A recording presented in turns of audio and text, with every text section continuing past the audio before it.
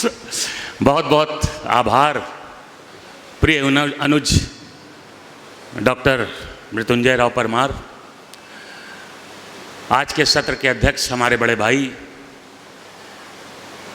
सुपरिचित साहित्यकार, संपादक, विचारक डॉक्टर रविनंदन सिंह जी तथा अनन्य मित्र, लेखक, विचारक भाई अनुपम परिहार जी, मंच के सम्मुख बड़े भैया प्रवीण जी, आदरणीय पारुल जी, सुधीर भैया, राघवेंद्र जी, उदय दादा, नमिता जी, और आप सभी को प्रणाम, भाई कमल किशोर जी, आप सभी को प्रणाम कर रहा हूं। और उत्तर प्रदेश लोक संस्कृति महोत्सव के लिए आदरणीय मधु जी को और समस्त व्यंजना संस्थान को और जो भी साथी सहयोगी, उनको बहुत आभार।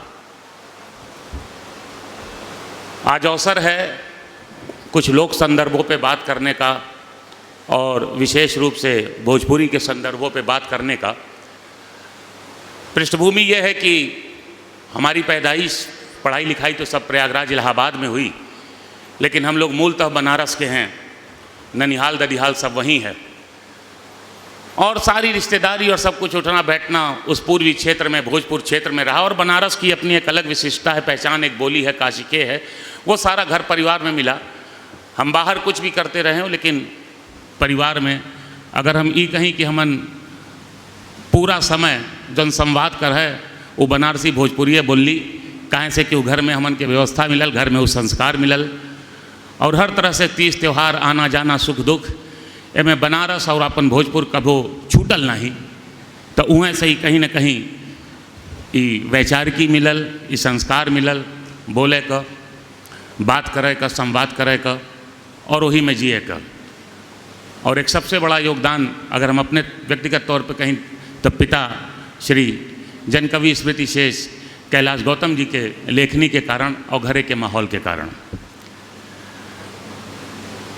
देश दुनिया में बहुत आना जाना सब कुछ रहता है, बहुत सारे कार्यक्रम होते हैं, सब कुछ, पर जब बात अपनी भाषा बोली की होती है, जैसे सुधीर भैया बैठे हैं, जिस क्षेत्र को, जिस लोक संस्कृति को आप प्रतिनिधित्व करते हैं, बुंदेली है, बघेली है, हर क्षेत्र का अपना एक विशेष होता है, उसकी संस्कृति वहाँ से बोलती है, उसके एक शब्द का, हर शब्द का अर्थ होता है। मुझे अपना एक मुक्तक याद आ रहा है। कवि सम्मेलन के मंच इतर हैं, पर इस तरह से संवाद के मंच जिसमें हमें अपना बहुत कुछ याद करना होता है, उसको कहीं ना कहीं आपसे साझा करना होता है, तो बहुत अच्छा लगता है। कभी मैंने 4 पंक्ति इस संदर्भ में कही थी कि राग रंग त्योहार मिली, और एकदम हृदय से निकली पंक्तियां हैं। राग रंग त्योहार मिली, जीवन का आधार मिली, राग रंग त्योहार मिली, जीवन का आधार मिली, लोक रंग के पास त आवा, फिर पूरा संसार मिली, लोक रंग के पास त आवा, फिर पूरा संसार मिली। आदरणीय अध्यक्ष बड़े भाई रविनंदन जी बैठे हैं, वो बाद में समेकित रूप से सारी बातों को रखेंगे। मुझे जहाँ जहाँ से वो संदर्भ याद आते हैं, जब भोजपुरी के संदर्भों की बात होती है तो करीब 1500 वर्षों का इतिहास ऐसा बताया और समझा जाता है। संतों ने, नाथ संप्रदाय ने, फिर कबीर ने, और महात्मा कबीर ने तो स्वयं स्वीकार भी किया है। मैं मंच का भी ध्यान चाहूँगा, उन्होंने कहा भी है कि पूरब मेरी बोली है। मुझे वो दोहा अगर याद आता है तो मैं आगे रखूँगा। बाद में भारतेंदु जी का संदर्भ आया, फिर ये नया समय आया। और जैसा अनुपम भाई कह रहे थे अभी, जिस तरह उन्होंने कजरी की बात की, जो विशेष रूप से आषाढ़ सावन भादों का और हमारे इस मिर्ज़ापुर से चली बनारस, और अब कजरी बड़े व्यापक रूप में है। जितने संस्कार गीत हैं, जन्म के पूर्व से हैं और मृत्यु हैं, मृत्यु तक हैं, सब कुछ है, ये हमारी संस्कृति में है। जहाँ पे एक लय है और छंद है, सब कुछ है। जहाँ अनुपम भाई अभी बात कर रहे थे, ये सब कुछ हमारी भोजपुरी संस्कृति में है, भोजपुरी माटी में है, भोजपुरी के साहित्य में भी है। ये भोजपुरी के साहित्य में भी है। और भोजपुरी साहित्य की ओर अगर आप जाएंगे तो आपको ये मिलेगा। मुझे 2-4 उद्धरण जहाँ जहाँ से याद आते हैं मैं उसको अवश्य रखूँगा कि जीवन के हर पहलू को, सुख दुख को, विस्थापन को, मिलन को, बिछोह को, दर्द को, समाज को, देश को, अंतर्राष्ट्रीय मामलों को भी, देव को, धरती को, पर्यावरण को, ऐसा कोई विषय नहीं है जिसको इस साहित्य ने छुआ न हो। अभी जब अनुपम भाई एक प्रसंग बता रहे थे, हिरन हिरनी का संदर्भ दे रहे थे, तो पिता कैलाश गौतम जी का एक भोजपुरी गीत है जिसे बड़े अच्छे से गाया है, लोक गायिका हैं बड़ी जानी मानी चंदन तिवारी, आपने ज़रूर सुना होगा। उसमें हिरना हिरनी का संवाद है, लंबा गीत है और बड़ा सुमधुर गाया उन्होंने, आज के समय को लेकर के है। और याद रखिए कि कैलाश जी 19 वर्ष पूर्व दिवंगत हो गए 2006 में दिसंबर में, इस साल 19 वर्ष हो रहा, और उन्होंने लिखा और भी न जाने कितने पहले था। तो हिरना हिरनी आपस में बात कर रहे हैं, लंबा गीत है लेकिन उसमें पूरी सामाजिकता, आज का दौर। तो संवाद में यही है कि अब ये दुनिया रहने लायक नहीं है, अब कहीं से भी इसमें अब एग्जिस्टेंस का कहीं से कोई आधार या स्कोप नहीं दिख रहा है। तो चलो, जो कहा जाता है ना कि इस दुनिया से कहीं परे चला जाए, तो मुझे वो दो पंक्तियां याद आ रही। और आप आज यूट्यूब या उस पर जाके देखिएगा, कैलाश गौतम जी डाल के, चंदन तिवारी डाल के, बहुत खूबसूरत गीत है भोजपुरी का। उसकी दो पंक्तियां मुझे याद आती, निश्चित तौर पर आप तक पहुंचेगी। मैं मंच का भी ध्यान चाहूँगा कि चला चली कहीं बनवा के पार हिरना, चला चली कहीं बनवा के पार हिरना, यही बनवा में बरसे अंगार हिरना, यही बनवा में बरसे अंगार हिरना। बड़ा खूबसूरत गीत है, मेरी अपनी कविता होती तो मैं पूरा गा देता। तो ये स्थिति कैलाश जी आज नहीं बहुत पहले देख रहे थे। आप याद करिए, जब यहाँ बैठे हैं सब लोग सुधी जन, मिड 80s में जब गांव गया था, गांव से भागा लिखा, हालांकि वो खड़ी बोली में थी लेकिन उसमें हमारे देश का गांव ही था, हमारा गांव अछूता नहीं था। गांव का पूरा नॉस्टैल्जिया कैलाश जी ने उसी समय तोड़ दिया था। ये मिड 80s की बात है। गांव गया था, गांव से भागा, आंगन में दीवाल देखकर, गिरी व्यास की लार देखकर, भक्तिन का श्रृंगार देखकर, देह बनाती टीम देखकर, हवा में उड़ता भीम देखकर, गिरवी राम रहीम देखकर, ना मतलब जो गांव का जो संदर्भ है, हम जिस लोक भाषा की बात करते हैं जहां सांस प्राण लेता है, तो ये जो बदलाव की स्थिति है, इसको भी हमारे रचनाकारों ने बड़े मन से छुआ। मैं फिर कैलाश जी तक ही आना चाहूँगा, उसके बाद मुझे कुछ और संदर्भ याद आते हैं। इमरजेंसी का दौर था, हम लोगों के लिए तो कानून के शिक्षक के नाते भी उसका बहुत महत्व है। उस समय की कविता आज तक कोट होती है कि माई आन्हर बाऊ आन्हर, हमें छोड़ कुल भाई आन्हर, के दिया दिखाई बिजुरी अस भौजाई आन्हर, नैहर गईल रहे मेहरारू, ले आइल महंगाई आन्हर। ये सोचिए कब है, 25-50 वर्ष पूर्व कविता है, तब कैलाश जी कह रहे हैं। लेकिन समय के परिवर्तन को भी एड्रेस कर रहे हैं। वो जो चेंज हुआ था, लेकिन किस तरह से आपस में लड़खप के सब लोग अलग हुए थे, उसके बाद की स्थिति, फिर उन्होंने प्रतीकों में बात की, इमरजेंसी के बाद की, 3-4 साल बाद की, जब फिर स्थितियां पलटी कि धैलस छूटल। देखिए किस तरह कविता कितनी खूबसूरती से अपनी बात रख रही है। और एक बात हमेशा ध्यान रखने की है, साहित्य का पक्ष कोई हो, वो उपन्यास हो, कहानी हो, कविता हो, अगर वो गाली पे उतर रहा है, या वो समाज को लड़ा रहा है, या हमारे बीच विभेद पैदा कर रहा है, या कहीं ना कहीं देश को, समाज को पीछे ढकेल रहा है, एक दूसरे से लड़ा रहा है, वो साहित्य नहीं है। शब्दों का कितना चातुर्य हो, कितनी बाजीगरी हो, वो साहित्य नहीं है। साहित्य ने सेतु का काम किया है, जोड़ने का काम किया, आंख खोलने का काम किया है। तो वही कैलाश जी फिर क्या कहते हैं, धैलस छूटल घाट धोबिनिया, अब तब पटक पटक के धोई, कहो फलाने अब का हुई। ये देखिए, ये भी भोजपुरी की ताकत है, ये उस दौर की कविताएं हैं। मैं इसीलिए बार बार याद करता हूँ, चलते चलते फिर उनको कोट करते हुए दूसरी तरफ बढ़ता हूँ। इस वर्ष अभी कुंभ था, कुंभ भी लोक उत्सव है, हमारे प्रयागराज में लगता है। प्रयागराज साझी संस्कृति का शहर है, माटी है, अवधी भी है, भोजपुरी भी है, बुंदेली भी है, ब्रज भी है। उसका कारण है, एक तो कॉलोनियल सिस्टम था, उसके बाद यहाँ सारे बड़े जितने भी विभाग हैं सरकारी, ये सब कुछ यहाँ था। तो और सारे लोग यहाँ पढ़ने आते थे, न्याय का मंदिर भी है, शिक्षा का मंदिर इलाहाबाद विश्वविद्यालय, और भी बहुत कुछ। तो यहाँ भाषाओं का संगम रहा। और कैलाश जी की कविता में देखिए, इस साल जब कुंभ आया, महाकुंभ आया, तो सबसे ज़्यादा जो रील पे चली, अगर उस लोक भाषा कविता की बात की जाए, तो आप सब ने सुनी होगी, अमौसा का मेला, अमौसा का मेला। ये भक्ति के रंग में रंगल गांव देखा, धर्म में करम में सरल गांव देखा, अगल में बगल में सगल गांव देखा, अमौसा नहाए चलल गांव देखा। एहू हाथे झोरा ओहू हाथे झोरा, ओ कान्ही पे बोरी कपारे पे बोरा, अलोपी में केहू टोपी में केहू। मतलब आप कविता देखिए, आज समय बदल गया है, कितनी खूबसूरती से एड्रेस कर रहे थे, आज मोबाइल है, सब कुछ है। यह कविता कब की थी? 89 की थी। पंडित हरिराम द्विवेदी जी बहुत बड़े कवि और हमारे भोजपुरी भाषा के, बनारसी भाषा के बड़े कवि रहे। तब वो आए थे, मुझे अच्छी तरह याद है, मैं तो बहुत छोटा था तब। ये 89 की कविता थी, अमौसा का मेला। मैं कैलाश जी के बहाने से भी भोजपुरी का संदर्भ कर रहा हूँ। तो दो सहेलियों का जो दृश्य है, अगर वहाँ पे एक हास्य का प्रहसन है तो आपस में देखिए, जो एक व्यक्तिगत जो बातें होती हैं, दो सहेलियां भी आपस में किस तरह से जब लड़ भिड़ जाती हैं, क्योंकि वो जो भीतर का व्यक्ति है ना, जो हमारे भीतर की भावनाएं हैं, जो प्रेम है तो उधर कहीं ईर्ष्या भी है, अनुराग है तो कहीं द्वेष भी है, ये सारी बातें उसमें है। तब वो जब उस समय तो कोई मोबाइल था नहीं, तो जब दो सहेलियां मिलती हैं 15-20 बरस बाद, वो अमौसा का मेला कविता में तो किस तरह बात होती है कि एही में चंपा चमेली भेटैनी, या बचपन का दोनों सहेली भेटैनी, ये अपन गिनावे वो अपन सुनावे, दोनों अपन गहला गदेला गिनावे, शहरियों में पक्की दहतियों में पक्की, चलत हुए टेम्पो चलत हुए चक्की, ससुर जी के आँख का पुत्री तू जाना और हमके पगड़ी तू जाना, भयल तू मैं लड़ाई लगनी दोनों, और साधु छोड़ावे सिपाही छोड़ावे, और हलवाई जैसे कराही छोड़ावे। आप ये देखिए क्या दृश्य हो रहा, ये ताकत है कविता की।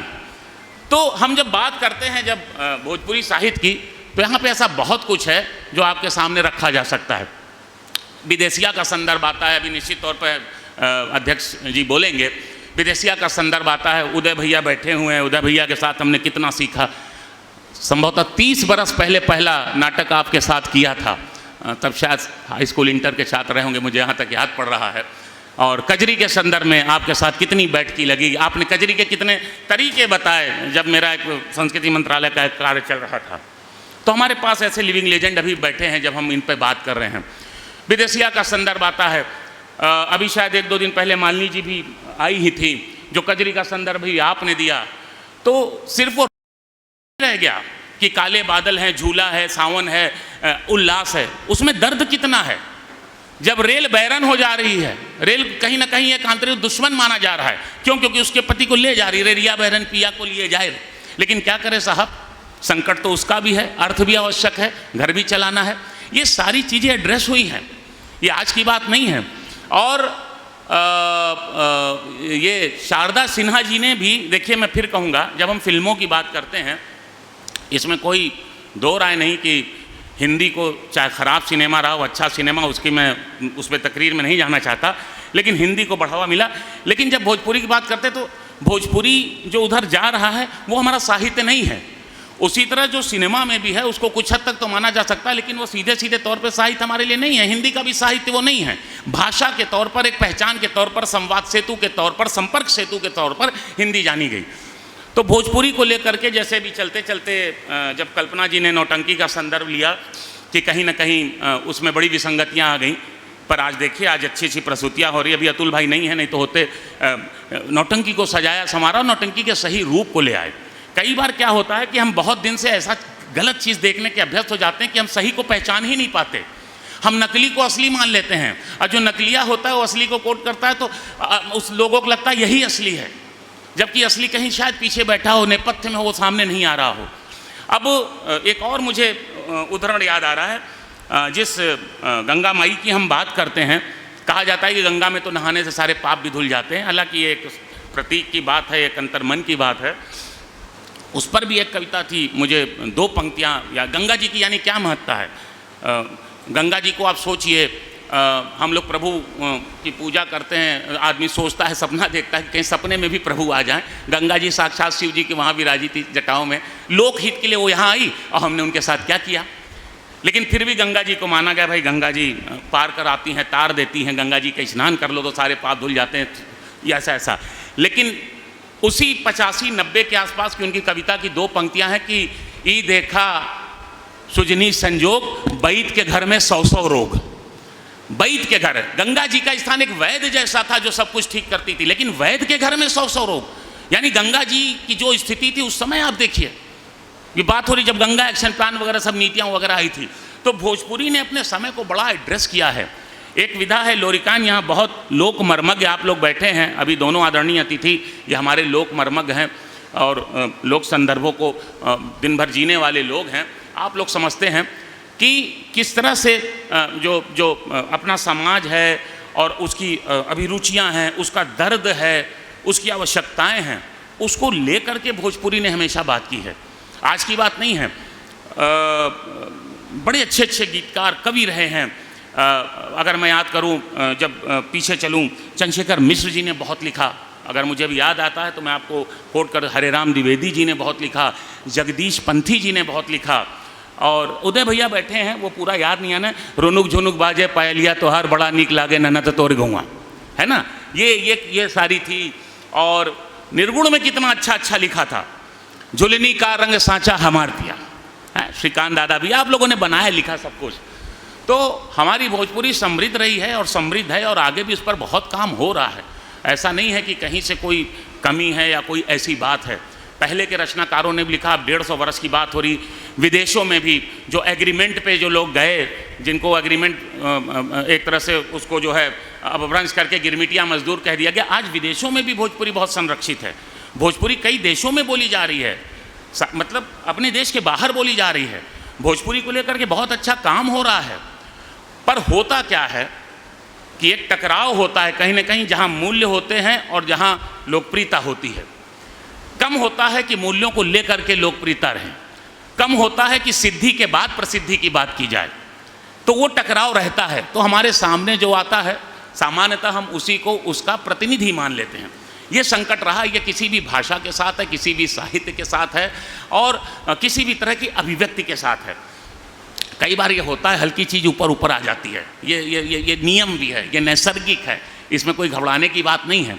लेकिन उसके बावजूद जब हम बात करते हैं, जब अपने पक्ष की बात करते हैं, अपनी भाषा की बात करते हैं, उसकी समृद्धि की बात करते हैं, तब हमें भोजपुरी हर जगह बहुत अच्छी दिखाई देती है।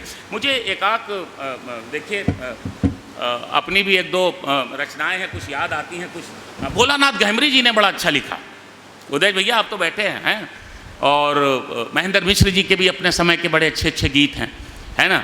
भिखारी ठाकुर जी का जो विदेशिया, ये सारा आप जानते ही हैं। लोरिकान जिसकी बात की, और हमारे अगर हम बात किया जाए तो ये कबीरदास जी ने स्वयं एक जगह स्वीकारा है।